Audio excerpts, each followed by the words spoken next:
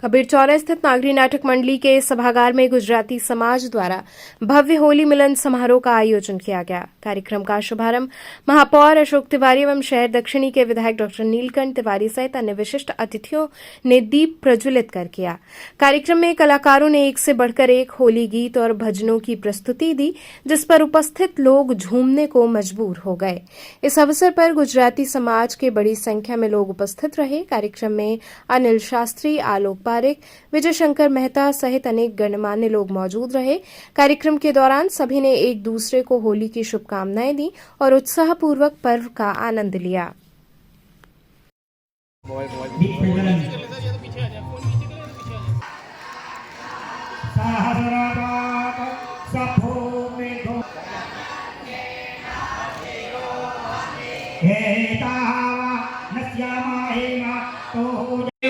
પણ મારી વાઈફ મારા વગર જમે નહીં, બારીમાં ઊભી ઊભી મારી રાહ જોતી હોય, હું ઘરે જાઉં, હું રસોઈ બનાવું, પછી જ જમે। અમારે એવું છે હો। પણ હું ઇંગ્લિશની વાત કરતો તો ઇંગ્લિશ બહુ સારી, બરાબર છે ને સાહેબ?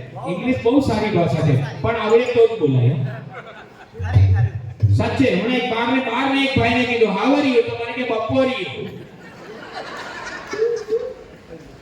હમણાં એક જણે જ્યાં ગર્દી હતી, અહીંયા દર્શન કરવા જતા હતા, ગર્દી હતી, મેં કીધું એક્સક્યુઝ મી, તો મને કે પ્લીઝ યુઝ મી।